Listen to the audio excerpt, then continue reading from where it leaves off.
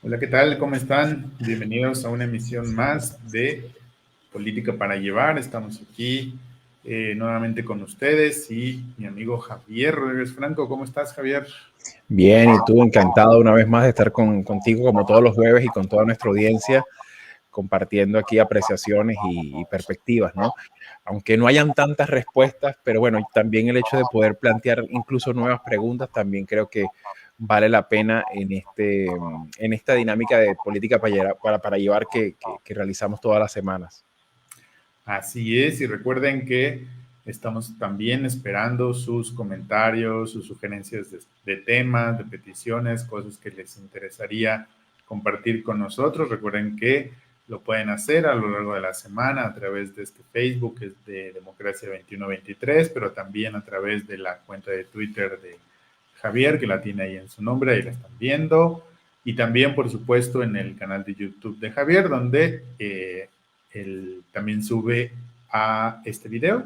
Y ahí denle like, suscríbanse y, por supuesto, eh, propónganos temas que sean de su interés, ¿no? También para Claro. poder hacer esta conversación con De, ustedes. de hecho, Alberto, ese tema, el primero con el que vamos a arrancar un poco con este tema de sobre Venezuela, es un tema que me hicieron llegar hace pocos días y una de las personas que nos escucha desde Colombia me hizo el comentario, bueno, sería interesante una apreciación al respecto, ¿no? Entonces, no sé si Verónica nos está escuchando ahora mismo, pero bueno, esta la hemos incorporado para tratar un poco de examinar este tópico. Muy bien, bueno, pues si Verónica no nos está escuchando en vivo, No, pero seguro nos ándalo. está viendo en la repetición o seguro Claro. nos verá en el video de YouTube que está ahí en el canal, que estará en el canal de Javier. Así Ujú. que saludos, Verónica, y muchas gracias por la recomendación y también déjanos ahí tu opinión en cualquiera de estos medios en donde a través de ustedes estamos en contacto. Entonces, empezamos con el tema de Venezuela y Estados Unidos. Bueno, me gustaría más bien como arrancar con el tema que precisamente me planteaba ella, es un poco este cerco que se está realizando Ah, ok. sobre el crudo y sobre la dinámica energética rusa en general, ¿no? Muy bien, entonces déjame hacer una pequeña introducción para poner contexto. Claro. Comenzamos, ¿no? Porque, bueno, hay que recordar que desde el inicio de la invasión a Ucrania hemos Ujú. escuchado que las sanciones económicas han sido el arma de otras naciones para castigar a Rusia por esta invasión.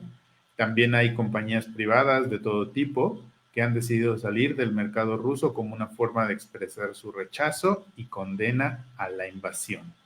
También hay que decirlo que ya empiezan a llegar algunos reportes de largas filas de ciudadanos rusos tratando de conseguir dinero en efectivo de los bancos, bueno, sacar su dinero o incluso alimentos. Pero, ¿qué otros efectos a nivel global traerá este cerco global a Rusia, Javier? ¿Cómo lo ves? Bueno, se ve complicado, por supuesto, son todas circunstancias muy sobrevenidas, ¿no? Hay que tomar en consideración que seguimos, digamos, de alguna manera, para muchos les resulta sorprendente que ya estamos en una segunda semana de resistencia por una parte y de ofensiva por la otra, y en la que de alguna manera también el frente no se está librando nada más en las ciudades ucranianas y en las zonas rurales, sino también se vive políticamente en las calles de Moscú, en las calles de San Petersburgo, en distintas ciudades se han visto pues incluso manifestaciones contrarias a la guerra. También hay implicaciones, como bien lo comentabas, pues con respecto al efecto que ya que ya empieza a tener en la economía, tanto a nivel nacional como a nivel también de la vida cotidiana de los rusos, incluso de las propias comunidades de rusos fuera de Rusia. En Estados Unidos hay una comunidad importante de rusos que bueno, de alguna manera trabajan digamos, buena parte de su dinámica cotidiana en términos financieros también se ha visto severamente trastocada, ¿no? Hay muchos de ellos que también de alguna manera han estado inmersas pues, en pequeñas empresas de pequeña y gran escala en distintos países de Occidente. y también se han visto severamente implicados en todo esto. Sin embargo, el tema, digamos, más inquietante fue la declaración de Anthony Blinken, en la que directamente habla ya de un embargo petrolero, que obviamente, como bien podemos entender, no es una decisión que es como un switch, no es como una decisión que se puede tomar al corto plazo. Sin embargo, el hecho de que lo haya planteado y la receptividad que ha tenido de muchos actores políticos de la Unión Europea, por supuesto, hace temer una inminente agenda de acciones que Occidente puede empezar a implementar para hacer efectiva esa circunstancia de embargo. Y bueno, ya de alguna manera empiezan a verse el efecto de lo que implica pues actuar en consecuencia si esa dinámica, si esa resolución termina siendo adoptada también por sus socios europeos que por supuesto están divididos sobre este tema, porque las implicaciones más severas las llevarían sobre todo muchos países de la Europa del Este y también del centro de Europa, como es el caso de Alemania, que es la economía más importante de la Unión Europea. Y en líneas generales, pues no, sobre todo si tomamos en consideración que muchas de estas economías vienen de un contexto de recuperación y de regeneración de su actividad comercial después bueno, del impacto que ha tenido la pandemia en muchas de estas economías, ¿no? Entonces, de vuelta, la economía ya venía tocada, la economía europea ya venía incorporando, inyectando importantes medidas de reactivación selectiva de determinados sectores de la economía.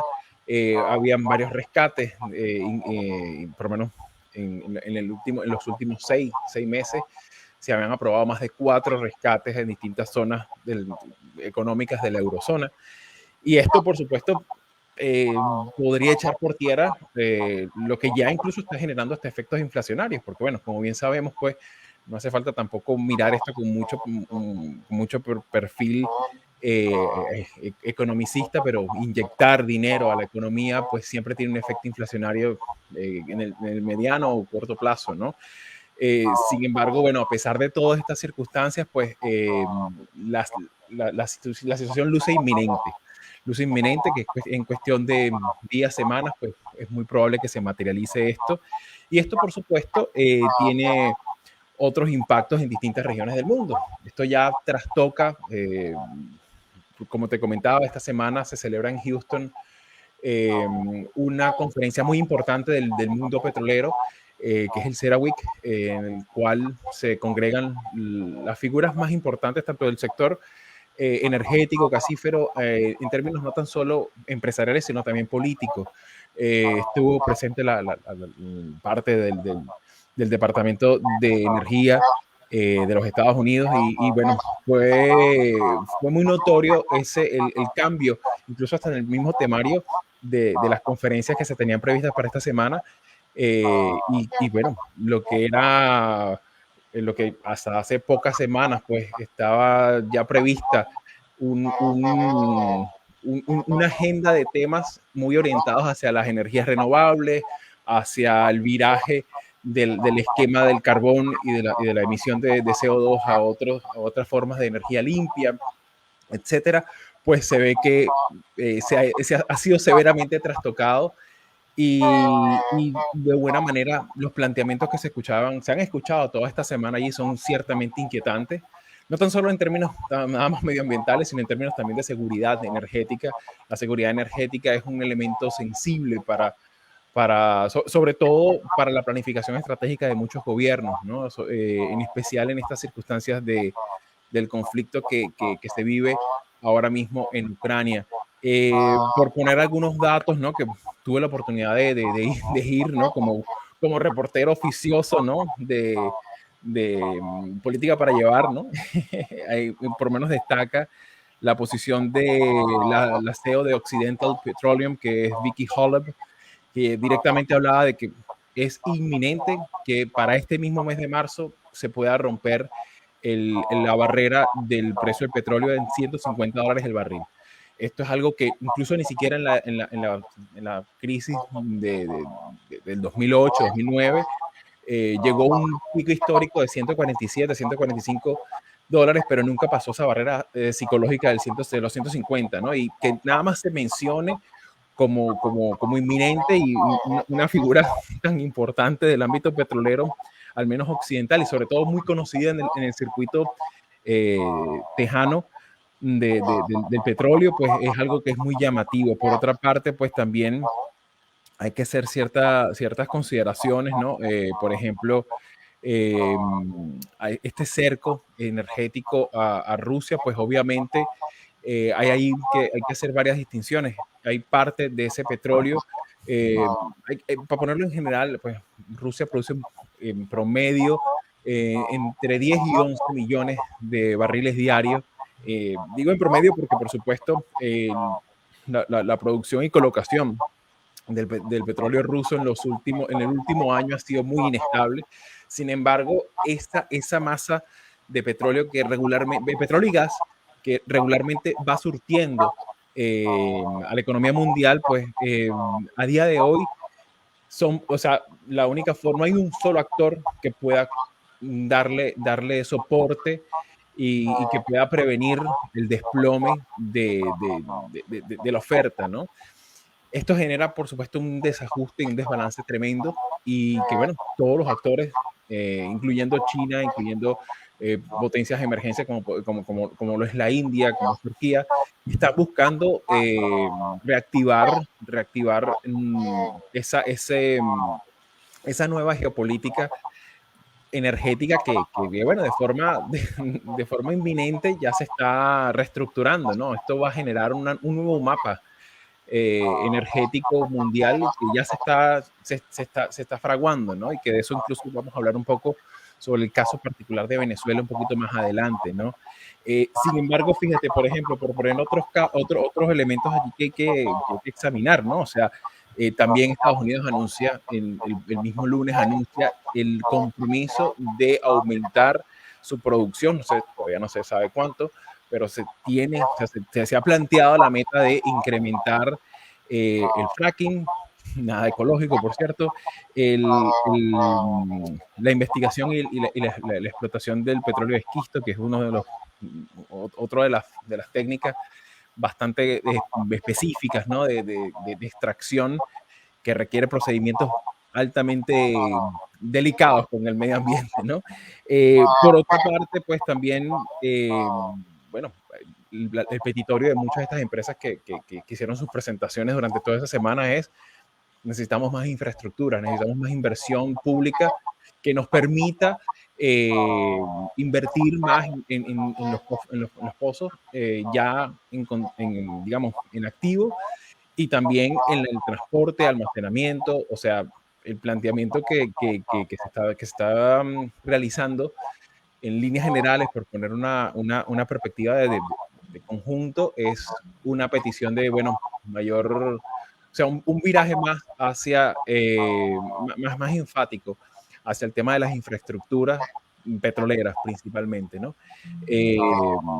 Sobre todo de los aliados principales a nivel estadounidense. De modo que, bueno, esto también va a implicar el acercamiento a viejos villanos, ¿no? Cuando digo villanos, me refiero a Azerbaiyán, me refiero a Turquía, a Turkmenistán, me refiero incluso el compromiso. Estuvo el representante de Aramco, que es la empresa petrolera saudí, hablando incluso de la posibilidad y de la...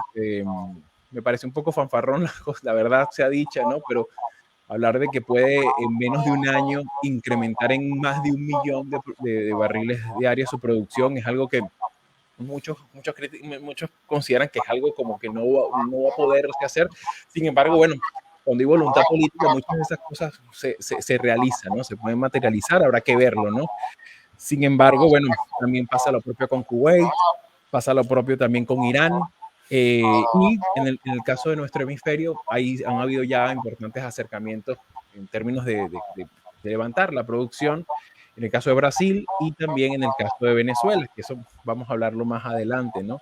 De modo que, bueno, ciertamente vemos que también hay otro elemento importante, ¿no? Que, por ejemplo, el tema de lo que es la dependencia al petróleo ruso, en el caso de Europa es sangrante, es lacerante.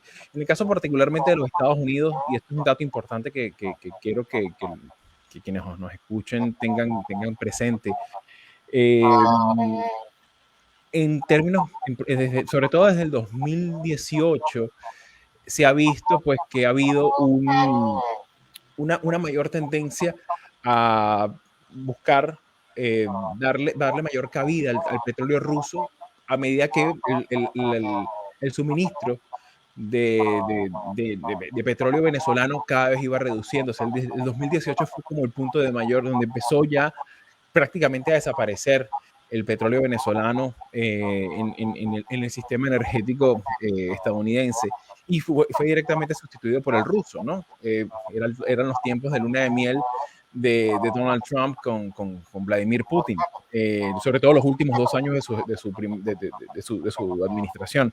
Sin embargo, esa cantidad, por supuesto, es una cantidad importante, pero que promedia alrededor de los 800.000 barriles diarios, no llega al millón en promedio. De modo que ese es un dato que me parece importante. Obviamente es un dato que ciertamente Estados Unidos no depende tanto de Rusia como el caso de Alemania o el caso de algunos países del Báltico o incluso de la Europa del Este. Sin embargo, ese es un tema que vamos a profundizar un poquito cuando hablemos sobre Venezuela, porque eso es precisamente lo que Estados Unidos individualmente le interesaría, ¿no? Buscar esa cuota de mercado que ya no va a estar más y que no va a estar en las próximas semanas. En el caso de Alemania, pues bueno, ahí prácticamente muchos se temen así como, pues claro, es que implicaría prácticamente apagar la luz de un momento a otro, ¿no? En pleno, digamos, finalizando el invierno, ¿no? Pero bueno, en líneas generales la situación es bastante tensa.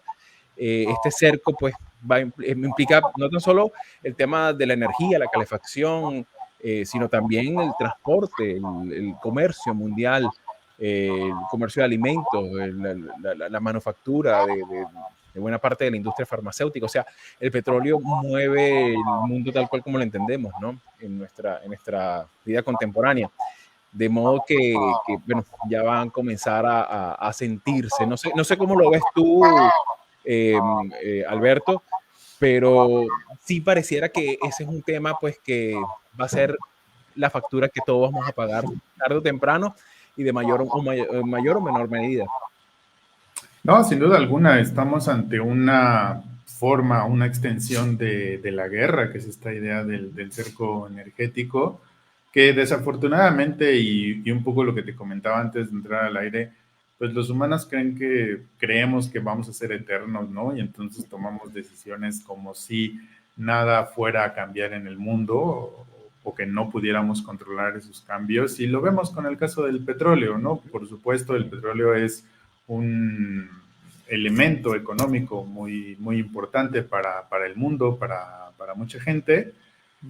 Pero bueno, también es verdad que Vladimir Putin se está aprovechando precisamente de cierta dependencia, entre comillas, que tienen algunos países europeos hacia el gas natural, hacia su petróleo, para sacar provecho de la situación y evitar que haya más manipulación hacia sus intenciones, ¿no? Y entonces, bueno, pues habrá que esperar de qué manera todas estas coyunturas y todas estas decisiones que toman estas personas, pues nos afectan a nosotros, ¿no? Pero, si te parece, y porque ya introduciste el tema, podemos pasar al siguiente. Claro. De todas formas, hay una cosita allí adicional que me quedó un poco en el tintero, ¿no? Que es un poco la situación ya en el plano ya estratégico, ¿no? En el plano militar, ¿no? Solamente quisiera que se quedaran con una reflexión que, claro, yo lo estuve pensando toda la semana y me pareció que sí.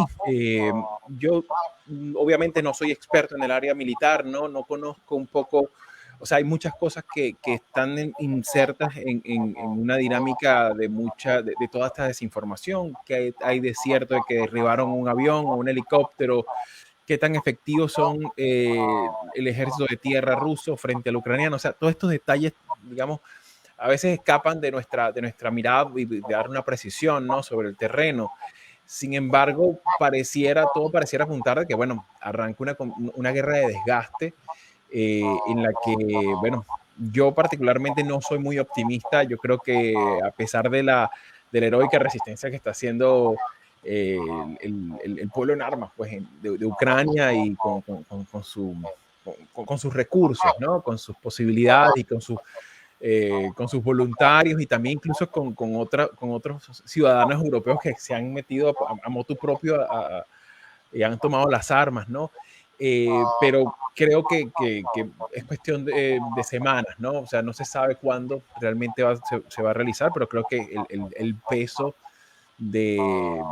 sobre todo del arsenal y de un ejército tan extenso y tan grande como el ruso, pues creo que es cuestión de días o semanas, ¿no? No sé cuánto pueda resistir. Sin embargo, yo lo que quiero que tengan en consideración lo siguiente. eh, Cada día que pasa, cada semana que pasa, el desgaste mayor, además de, por supuesto, lo de las vidas humanas, que ya es algo de verdad bastante preocupante, sin lugar a dudas, el mayor desgaste, sobre todo a efectos del después, ¿no? Para efectos el efecto posterior, ¿no?, de toda esta conflagración, lo está llevando Rusia. Rusia está llevando al máximo el desgaste de su pie de guerra, de sus recursos y sobre todo de sus reservas, que no eran muchas al momento antes de la guerra, y de alguna manera, sobre todo de cara a lo que ya está empezando a resentir su economía, su presencia en el mundo. Esto, por supuesto, en un contexto quizás de guerra fría, donde no había tanto nivel de intercomunicación e interdependencia en el mundo, un mundo que no era tan globalizado como el de ahorita, pues eventualmente va a constituir importantes limitaciones de cara a una posible reconstrucción. Lo cual también, obviamente, incluso recomiendo, sobre todo a los estudiantes que nos estén viendo, ¿no? Les recomiendo, hay un libro es algo viejo, lo cual revela la edad de nosotros, Alberto. Pero fíjense, este libro está disponible en español, pero es un libro de Paul Murray Gresham que se llama DEFCON 2. No sé si se alcanza a mirar acá, pero creo que es, hasta donde tengo entendido, es la mejor descripción de ese momento de la crisis de los misiles cubanos. Hay muchos elementos de lo que estamos viviendo en la actualidad que están aquí registrados. Y es llamativo cómo el nivel de irracionalidad de Vladimir Putin ante los distintos estímulos diplomáticos, ante los distintos mensajes, en los distintos frentes que se está desarrollando esta confrontación. Khrushchev y sus sucesores están actuando con un criterio más de racionalidad más que el propio Putin, ¿no? Lo cual hace que esto sea de verdad de cuidado, ¿no? O sea un elemento a tomar en consideración, porque ciertamente en aquel entonces había incluso una mayor cantidad de aliados a nivel internacional de la Unión Soviética. Y ahorita, bueno, el nivel de rusofobia que ha disparado incluso hasta en liderazgos súper comprometidos históricamente con Rusia, pues están marcando distancias, ¿no? Inclusive naciones como por lo menos el mismo caso de Azerbaiyán, pues que fueron ex repúblicas soviéticas. De modo que lo que a mí particularmente me preocupa es el, el, el patrón de comportamiento literalmente delirante de Vladimir Putin, sobre todo con las exigencias que coloca sobre la mesa, que son exigencias prácticamente de que el otro deje de existir, pues. O sea, que desista de existir, en una palabra, ¿no? Son posiciones maximalistas sin ninguna perspectiva de contención, de disuasión y muchísimo menos de reconstrucción. De modo que, bueno, hay que estar atentos a lo que se vaya desarrollando, pero bueno, era un poco el apunte que quería dejarles, ¿no? Que cada día que pasa, el desgaste más grande también es el caso de Rusia. Sí, cuando ya vas a una guerra, pues claramente estás en la lógica de todo o nada, ¿no? No te puedes echarte para atrás, significaría haberte equivocado y eso es algo que Putin sabe perfectamente, no es un Sí. tonto, así que lo más seguro es que irá hasta sus últimas Al final. consecuencias.